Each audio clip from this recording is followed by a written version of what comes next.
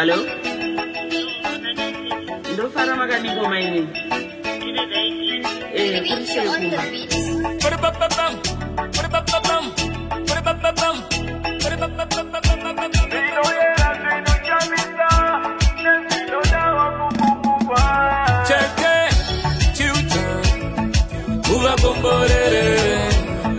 Muva comborere, muva comborere, neve se va no tandana.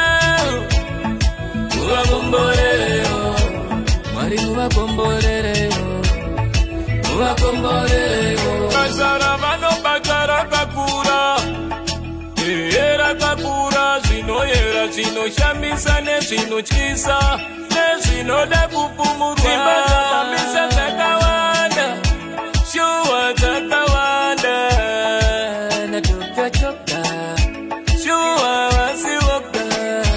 Cheche chuta. Muva komborere. Mari muva komborere. Muva komborere. Neve se va no tandana. Muva komborere. Mari muva komborere. Muva komborere. Tele nikandimi Maria gasarutaimi Uchancheri akabaimi Kanuva mabatsira vakawanda Shua vakawanda Mari vaku komborerei Natokwa nyamakao Uva komborerei Neve mapepa na Kingston Uva komborerei Neve seva Muva komborere, mari muva komborere, muva komborere. Kasara mano bakara kakura, era kakura, sino shamisa ne sino chisa, ne sino da kufumu. Simba shamisa takawanda, shua takawanda, na choka choka, shua wasiwoka. Muva komborere, mari muva komborere, muva komborere. Good morning everyone. Muri sei, kuri sei, kwa muri, yes. Vamwe pakati peusiku, vamwe masikati, vamwe manheru. I hope you are all well. Tinoimba mese muri right. Uyezve tichivimba kuti makava neweekend yakanaka. We hope you had a great weekend. September ke laba lempela nsonto enhle. Right, trumbeta makuwa. These days ndinawo makuwa nayi. No, actually asimakuwa. Honestly, I really want to know kuti story yamaiguru senzeni ichapera sei. Want to see how this story is gonna unfold. Yababa mnini Francis toda kuona kuti zvichazopera sei. Zvinhu zvakangotanga sekuseka tiri pano takatarisa. Toda kuzoti zvichazopera sei. You know what? If you know, you know. Kana muchiziva zvatiri kutaura nezvazvo. Tiri kutaura nezvemhuri iri kumhiri. Vakangotanga sekuseka vachinetsana nenyaya dzema-open marriage. Mumwe akasvika pakuda kuzozviuraya. Saka kubva ipapo it's drama after drama after drama. Anyway, I'll be giving you an update iripo so far. Kuti zvakamira sei. Chakupai update iripo. Kuti zvakamira sei. So, before we get into that, please let's not forget this week on Thursday, musi wa 19 September, ndo patiri kuwana judgment ku South Africa, ku Randburg Court, ya Alistair Sibanda na John Zvivi, kuti ma-courts ari kudecide kuti varambe vari ikoko here, vobva vabudiswa mujere, kana kuti vachanzi ngavadzoswe kuno kumusha kuZimbabwe vazosangana nemhosva dzavo dzavakapara kunoko. Saka ndo nyaya yacho. So it's this week on Thursday, right? It's gonna be this week on Thursday. Zvakaoma. Hanzi tete data tangirai panhasi. Wakati tinawo mwanyuwana unenge watanga kuti bata unhasi atichida tifambe pamwe chete waiketa hatongoti gaga dondwari tongoti gaga. So ndo nyaya yacho anditi. And by the way, registration for Mother's Day 2025 Dubai second group. Guys, second group riyara kuda kuzara. Atidi vanozochema. Second group riyara kuda kuzara. We had said we are closing on the end of this month. Asi atisi kuona kupera kumwedzi tasvika. Saka kana uri kuda kuuya usati wabatisa nzvimbo yako amenoti topaita sei. Maybe, okay, all we need is a deposit of $300, right? If you want your mom to join us, or you want your aunt, your sister, or you just want that special mom to come and celebrate Mother's Day with us next year in Dubai, please get in touch with Gamu on 0786 528 180 or 0718 508 815. So those are the numbers that we are using. We are closing the registration for the second group end of this month, right? So maybe you want to travel with us pamara isati yabatana chingonze kufano bata nzvimbo, right? But you make sure you pay the rest of the money by end of this month, because nemafambira ari kuita manumbers acho ka I don't know. So Mother's Day 2025 Dubai second group registration, we close end of September. So the numbers to call, you can call and talk to Gamu on 0786 528 180 and 0718 508 815. Matsibata kanamba idzodzo, bata idzodzo, taura ina Gamu anokubatsirai. Deposit rungodo 300, the rest of the money you pay it over 7 months. Mukabata Gamu anokupai ma details acho kuti zvakamira sei, nekuti mari zvakudependa kuti kuya uchibva kupi uyezve nekuti zvakamira sei. Anditika. All right. Okay. So right, chirega itida izvi tichipinda munyaya yamaiguru senzeni. Right. So we have this lady who called us on our show, Diaspora Marriage Complexities. They were having problems with the husband. After murume akabvuma kuti vaite zve open marriage 18 years ago. So now mukadzi akamboedza kutolerate akamborwara, akamboita stress, akambopinda madepression, akatomboenda pakoma achibva azobuda, asi akangozozvigamuchira. Baba vakambotanga vachanhonga iko kwavari ikoko kuchando, zvikazoti arege ndizotsvaga kumusha, bwana munhu wakatora akati iwe sha indoda munhu kungonofara naye chete, tingoita zvokudanana nekudya mari, kwete zvokuti kuita vana kana kuroora. No, ikoko hatisi kuita izvozvo. Akabva tonzienda kuti unosungwa chibereko because hanzitomboda kuti uite sei uzvare. So the lady vari vese ikoko vagara vese for 10 years. Saka maiguru pazoti no vana vese vakuramba musisina vana, ngenchitsvago yangu shamwari awana yake shamwari aritoirana bhobho. Ko baba mwana nenoonda ane wangu munhu yaindi kuintroducei, aintroducwa paya vati fambe maino akati no ini ndiri munhu mutema, zvokuita barikari varume hazvibudi, bheta ndichikuramba imi baba zvamagara mune wenyu, indichiconcentrata nemunhu wangu munyowani. Zvino baba ndo zvavakaramba manje, akati hakuna zvakadaro. Akamboedza kunyengetedza akaona zvaramba, munhu akasvika pakutora overdose yemapiritsi. All along angari muhospital palife support. Actually he is still in the hospital. Saka iko zvino akutombokwanisa kufema ega, uyezve he is recovering very very well. Paitika izvi pakazobuda zvakawanda. Mai guru vane best friend yavari kuudza nyaya dzese zvavasuzoti best friend inyoka. Akabatana namainini vaya mukadzi wepiri wababa mukuru, vari kurongo zvavari kuronga kusvika kumba kwamaiguru kwapazwa. Munyaya yamhangarwa mumapurisa, vana vakabatwa vakanopaza, vakuvhunzwa kwakuzotaura kuti vakatumwa namainini nani nebest friend yamaiguru nasekuru, vese vana vakasungwa vakavharirwa.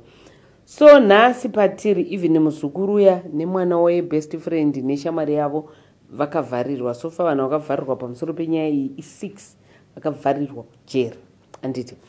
So mainini ava vakatorwa kuno kumusha anga ane vana vake matwins, akazovatora. Apa amai guru ava ndonya kutoencourage mainiti aiwa iwe kana une vana uko kachivatora vauye kunongogara navo utora advantage of zvikoro zvekuno zvinodzidzwa mahara. Vana hanzi vari kutoenda kucollege, saka zvikoro zvakavhurwa musuno. Amai vevana matwins avapo vari kujere vakavharirwa. Vana ipano yekuti vachidzokera kuchikoro hapana achabhadhara school fees. Baba ava step father vari kurwarawo vari muchipatara. So hanzi kwakazoya hama yamainini yakabva kupiko kunenge kuAustralia ichiuya iko kuUK achizoona vana. Akazofonera mai guru achiti anonda ndichikumbirawo kuona. Mai guru was like hama ye-girlfriend yemurume wangu anoda kutaura chinene. So she refused to see that woman. Saka mukadzi uya akazotora vana akavaendesa kuchikoro. Avaendesa kuchikoro akati for mafees nezvimwe zvese zvinodiwa akabva avapa namba dzaamai guru senzeni. Saka vozonzwawo kubatwa nechikoro vakati aiwa vana vasi vangu vana amai vavo variko kujere. Akutobatwa even nesocial welfare. Vana vachowo zvekare hanzi vanonzi vaimbopota vachiendawo maweekends kumba kwamai guru. Amai guru ava she's got such a big heart.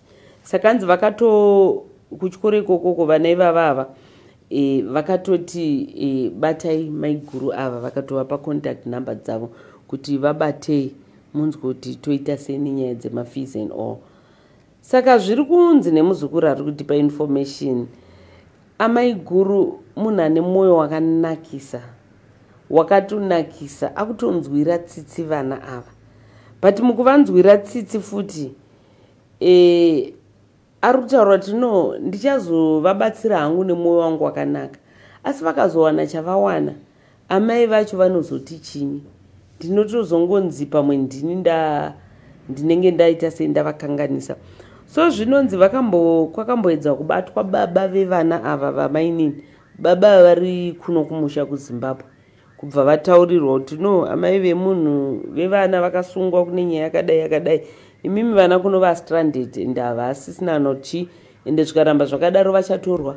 Ende once vaenda under social welfare vakutotorwa vakutsvagirwa mhuri yekuita sei yekunopiwa. Ende kana vatoendeswa vatoenda munogona kusatozovaona zvachose muupenyu hwenyu. Saka madi matora vana. Hanzi baba akati neupenyu hwangu wakurarama vana vangu nemakore 10 avagara ikoko aya ndichavakwanisawo here nenhamo yangu yandinayo. Handifungi kuti ndichavakwanisa, handisi kuziva kuti ndoita sei. So ndo pari kunzi amai guru vakurwadziwa kuti saka todiko tosiya vana voenda kuningikini votorwa nesocial welfare vobva vaendeswa kumaningikini vopiwa votsvagirwa mafoster parents zvoita sei. Saka zvamamanje ndomamiriro azvakaita. Asi hamawo dzamai guru maisenzeni vari kutaura kuti shamwari udoti usvike pakuzouraiwa here. Tiri kutaura nezvevanhu vava vari kuronga rufu rwako iko zvino vakavharirwa. Wochitora vana kati vana they are innocent hapana zvavanoziva. Saka todini ko vatoitawo stress. Avawo baba vacho murume wamainini wamai guru ava namainini is recovering very well. Ariko zvinenge zvakuita. And then remember pana tete vakabva kuno kumusha vari uko. Hanzi vakuchiti vakatanga vachaoneka kaiye murora uyu anga asingachadiwe amai guru vakuru kuchinzi kune uyu mudiki. Vakazinga vakuti isusu takumbodzokera mazuva sungwa vanhu kana kwakutyera tozobatanidzwawo takuenda aisi takuenda makoti takuenda kataiwa mufambe zvakanaka. Zvino manje toendawo tisina kana kumboitawo shopping here. Toita seiko toita sei. Saka nziko zvino nyaya chinja yakuti regai titoona kana mukoma vaita zvakanaka vabuda tichiona kuti vangatirongera zvipi. Pamwe vana ava taigona kutozongoendawo navo kumusha tozongotsvagirwa zvinhu zvokuti titengese kuti vabatsirikane. Now they are saying that kune munhu wavaiti dema switcher off machine asi nhasi wakutoona kutoti munhu atorarama kauya kwakunzi achirega timire tione kuti kana vabuda zvinofamba sei. You can imagine. Yeah, so ndo nyaya iripo. Hanzi they can move them to public schools, no need to go to private. Publics are for free. The NEF to want to use here. Yeah. No, I think that can be done. But then achazo zenge ari guardian wavo ndiani, because I'm sure kumba kwa vari kugara vana vari kugara vega, of which nezera ravo vari kunza vasi kufanira kunge vachiita sei vachigara vega. Hanzi mwoyo chena unoparira ngasiyane navo vana ivava. Yeah. Hanzi life yatochinja nekuda kwezvinhu. Yeah, life yatochinja ende life yatochinja zvesure. So yeah, Ivo my Guru Senzeni end of last week she was not feeling well, but vari kunzi vaanani semunhu ari diabetic zvinenge zviri kutonetsa akatomboadmitwa, but aiwa she's much better. At least vane vana, because for now Amai Guru my Senzeni, the only support she has, the only people that she can trust, my Guru Senzeni, vana vavo chete and no one else. Vana vavo vamwe vana va, whether ndevechechi kana ndevechi haachazive, because waiti uyu ndiye shamwari chaichai wangu wepamwoyo, ndiye akamubetreya. Saka navo vatoriko uko vakavharirwa vari kungoyaura variko.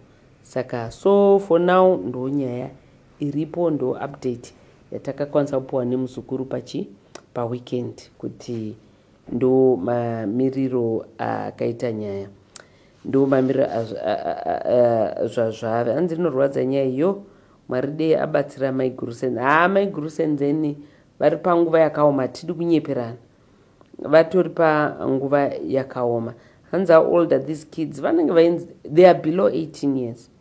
Vari kunzi vari kucollege here, vari kunzi vari kucollege. But as the Lord was fighting for Mai Guru Senzeni, kana vane mwoyo wakadaro ngavangotora care nevana vamainina. Zvinorwadza. Iwo pfungwa dzekubatsira vana vamainini vanadzo, but then at the same time vari kutya kuti alright ndichavabatsira, asi ndavabatsira vakazowana chavawana ndizobatanidzirwa here munyaunzi vana vakazodai because of AB. Ivo vana vacho varitonzi vanoda Mai Guru Senzeni zvekutodaro, vanovafarira zvisingaite. Saka yo, yeah, amen. What do you think, guys? Vobatsira here, vosiyana nazvo, voita sei? Asi varototi hama dziri kutotaura kuti unoda kuzosvika pakufa iwewe wacho here, iwe wacho unoda kuti vazosvika pakukuuraya here. Saka ya ndo nyaya yacho. So for now I think that's all what we have for today. Saka please, vari kuSouth Africa, we're gonna need your support. 19 September, I'm sure that will be on Thursday, ndo kune judgment ya John Zvivi and Alistair Sibanda. Patichanzwa kuti vachanzi vadzoke kumusha here, kana kuti vagare kuSouth ikoko here, kana kuti vachanzwa kuburitswa mujeri vakuendera mberi neupenyu hwavo. So the judgment will be on Thursday the 19th. So we're gonna need support. Toenda ukoti kokoko takawanda in solidarity with Amai Princess, uyezve nemwana wedu Baby Princess. And by the way, people always ask, Baby Princess asatavikwa, remains ake they are still there kuparinyatwa.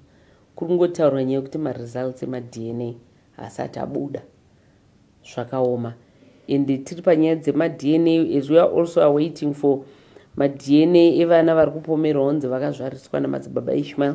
We should be getting them by end of this week, results iwayo. Saka ndo patoda kuona kuti zvakamira sei. Anditika hanzi chikanzi pari trigger pamatwina, asi vana vemurume wavo baba vacho vorega kutora vana cause of nhamo. Nai hanzi baba vavo chaivo ngavatore vana, kana kuri kubatsirwa vabatsirwe vave kuhama dzavo.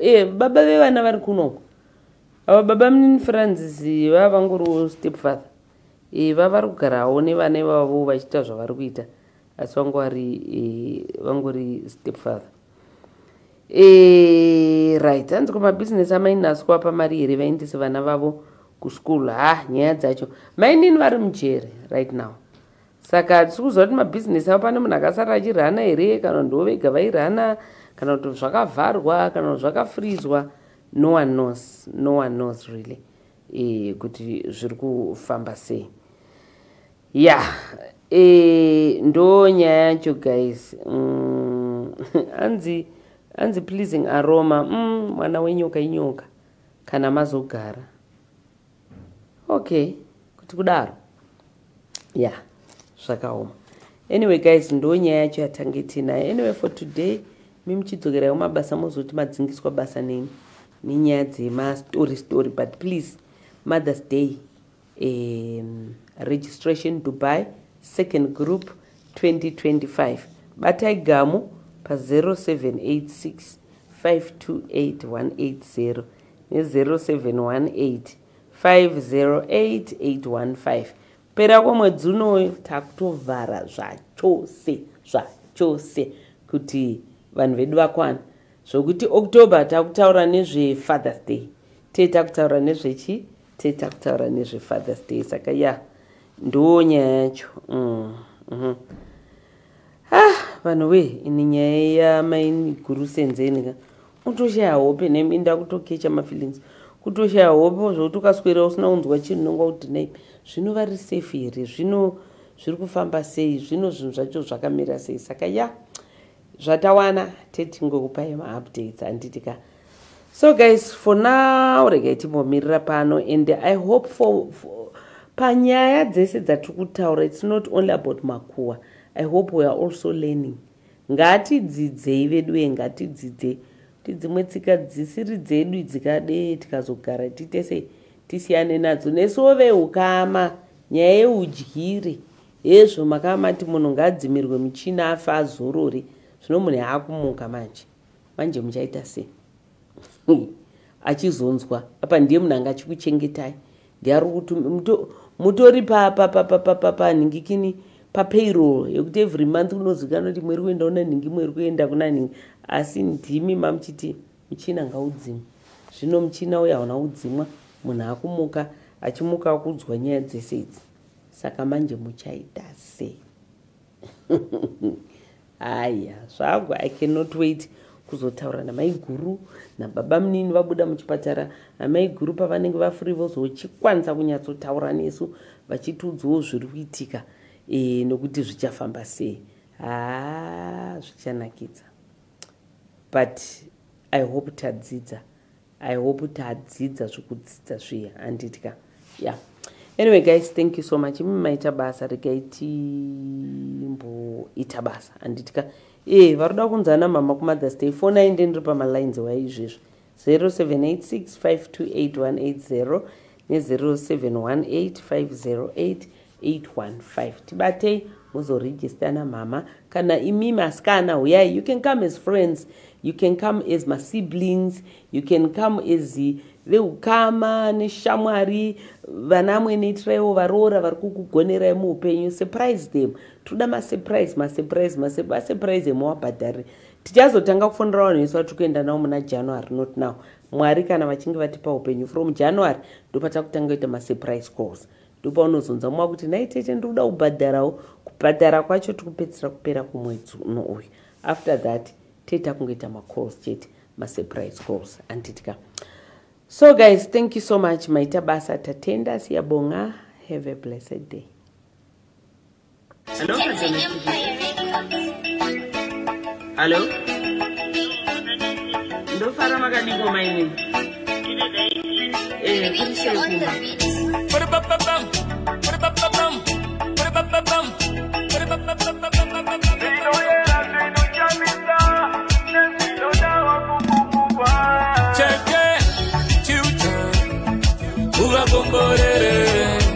Mari muvakomborere, muvakomborere, nevese vavanotandana, muvakomborere, Mari muvakomborere.